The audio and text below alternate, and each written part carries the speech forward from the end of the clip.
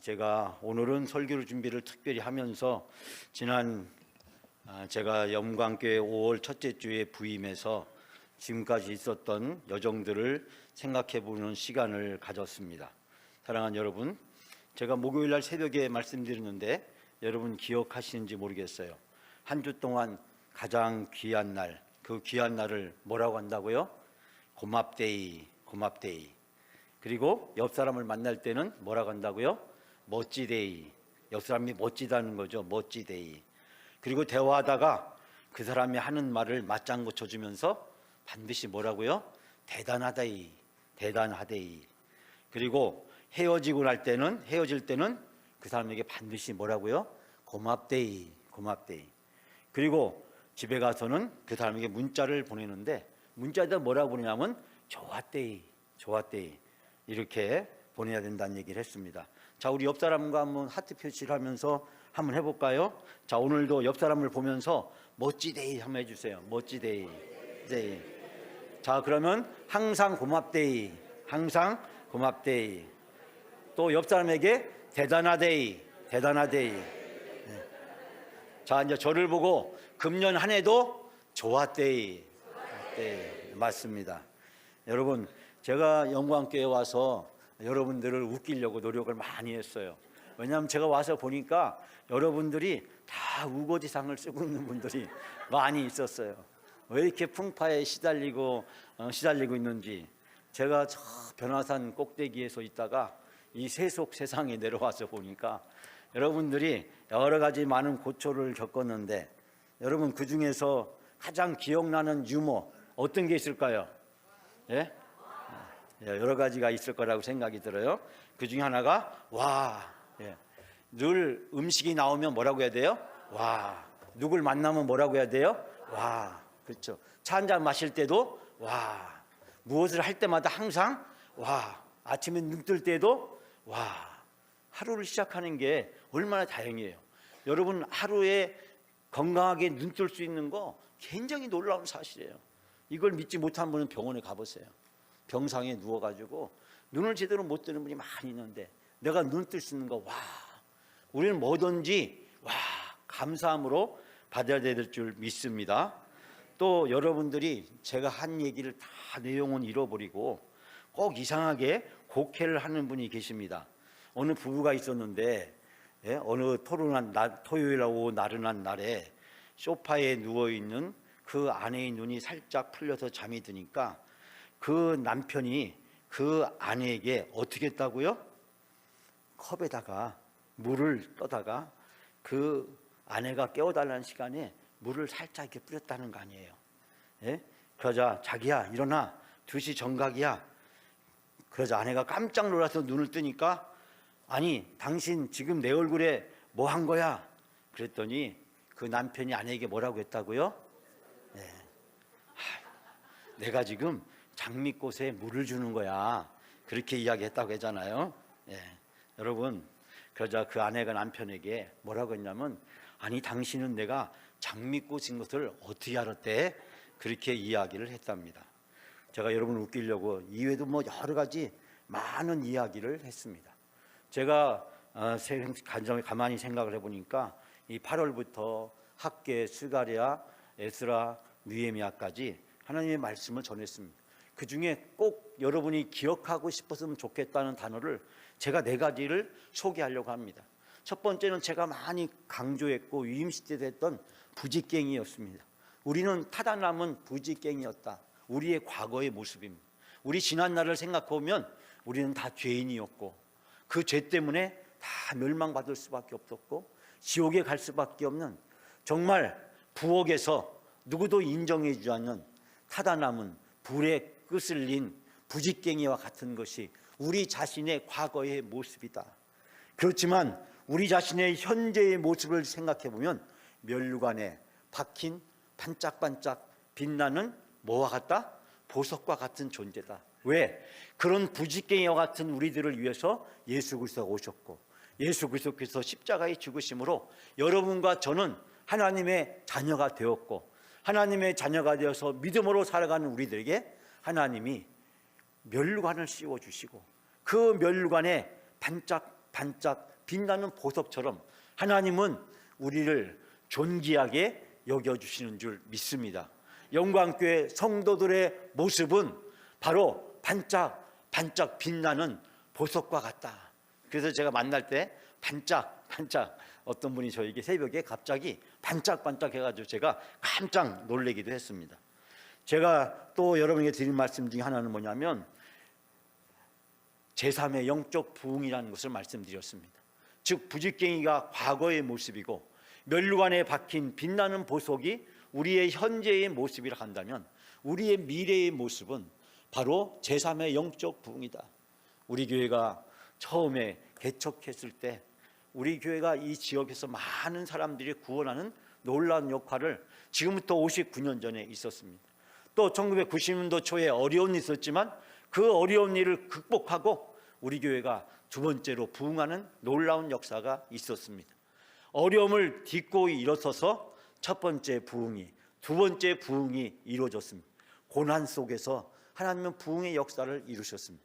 이제 코로나를 통해서 우리 교회가 겪고 있는 영적 전쟁을 통해서 하나님은 이제 세 번째 제3의 영적 부흥을 우리로 하여금 꿈꾸게 하시고 그 비전을 가지고 살아갈 수 있도록 우리의 미래를 활짝 열어주실 줄 믿습니다.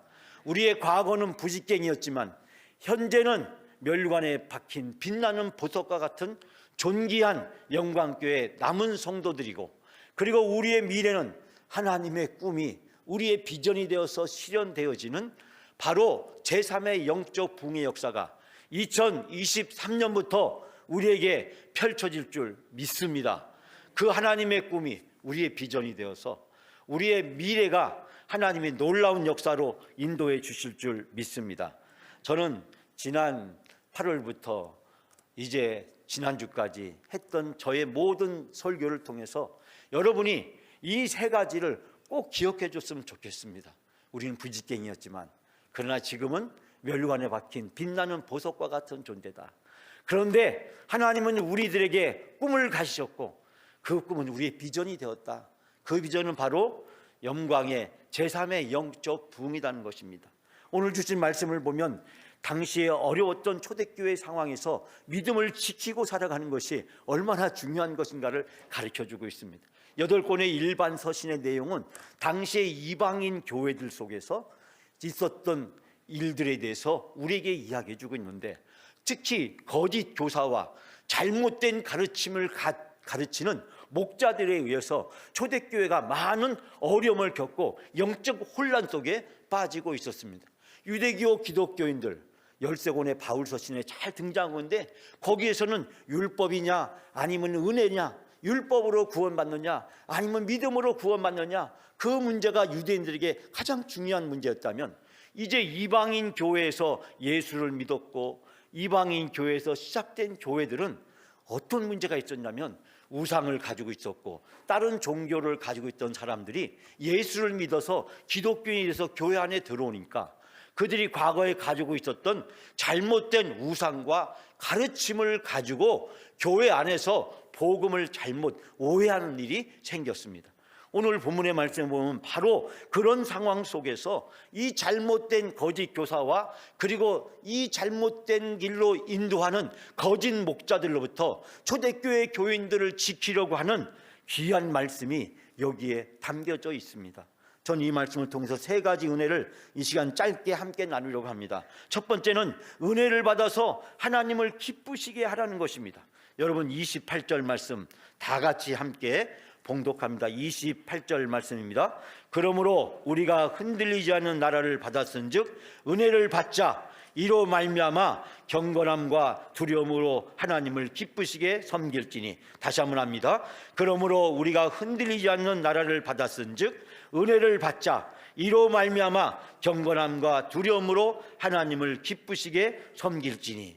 사랑하는 여러분, 하나님은 은혜 받는 성도를 가장 좋아하시고 기뻐하는 줄 믿습니다. 우리가 새해에는 은혜 받기를 사모해야 됩니다. 저는 이번 주부터 예수 그리스도, 그분은 어떤 분이신가, 마가복음을 통해서 예수 그리스도 그 복음에 대해서 우리가 다시 한번 그 복음을 듣는 시간을 가지려고 합니다. 2000년 전에 오신 예수 그리스도가 아니라, 제가 성탄절 설교 때 셀레리 수산 시인의 시를 여러분에게 소개했듯이 2000년 전에 예수 그리스도가 오셨지만 지금 내 마음속에, 내 삶 속에 예수 그리스도가 태어나지 않으면 예수 그리스도가 그리스도시고 하나님의 아들이시라는 것, 모든 사람의 구원자라는 것이 아무런 의미가 없다, 아무런 소용이 없고 쓸데가 없는 것이다. 예수 그리스도가 내 마음에 태어나셔야 된다. 여러분, 우리는 예수 그리스도의 복음을 다시 들어야 합니다. 예수 그리스도를 통해서 은혜 받아야 합니다. 예수 그리스도를 통해서 복음이 무엇인가를 알게 되고, 예수 그리스도를 통해서 하나님의 사랑이 무엇인가를 깨닫고 발견하게 될 때 하나님은 우리를 보시고 가장 기뻐하시는 줄 믿습니다. 은혜 받는 성도를 하나님은 가장 기뻐하신다. 2023년도는 무엇보다도 복음을 통해서 은혜 받는 여러분이 다 되시기를 주님의 이름으로 축원합니다. 두 번째는 거짓된 은혜를 끼치는 거짓 교사들을 주의하라고 하는 것입니다. 아까 제가 말씀드렸지만 다른 교훈에 끌리지 말라, 오늘 9절 말씀에 그렇게 이야기하고 있습니다. 이단이나 사이비뿐만 아니라 교회 안에서 잘못된 가르침을 가르치고 있는 세속주의에 물들어서 마치 복음을 훼손하고 오염시키고 있는 그런 모습들을 오늘 현대교회에서 많이 발견하게 됩니다. 그 문제는 오늘의 문제뿐만 아니라 초대교회도 그런 여전한 문제가 있었다. 여러분, 여러 가지 다른 교훈에 끌리지 말라, 이 구절에 있는 이 말씀을 붙들면서 우리는 무엇보다도 거짓된 은혜를 끼치는 거짓 교사들을 경고하고 있는 하나님의 준엄한 이 경고의 메시지를 받아들여야 됩니다. 그리고 올바른 영적 분별력을 가져야 합니다. 아직도 우리 교회 문제에 있어서 영적 분별력을 제대로 갖지 못한 그런 이야기를 들을 때 저는 가슴이 미어지는 안타까움을 느낄 수밖에 없습니다.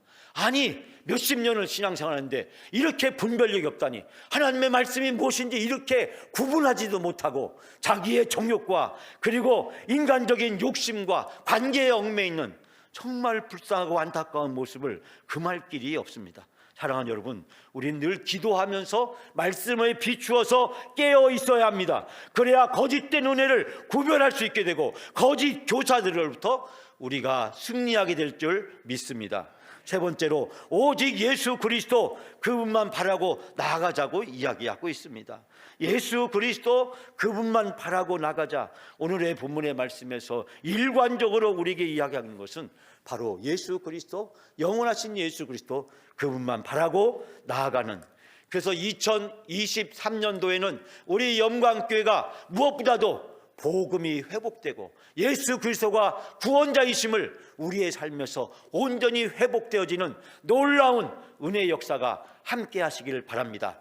다시 듣는 복음을 통해서 우리가 과거에 들었던 예수 그리스도가 아니라, 내가 알고 있었던 예수 그리스도가 아니라 2023년 1월부터 내가 만나는 예수 그리스도, 나의 입으로 고백되어진 예수 그리스도, 거짓을 구별하고 하나님의 풍성한 은혜의 삶을 누릴 수 있도록 인도해 주시는 그 예수 그리스도를 다시 만나시고 그 예수 그리스도를 통해서 여러분의 삶이 풍성해지는 놀라운 은혜가 함께 하시기를 주님의 이름으로 축원합니다.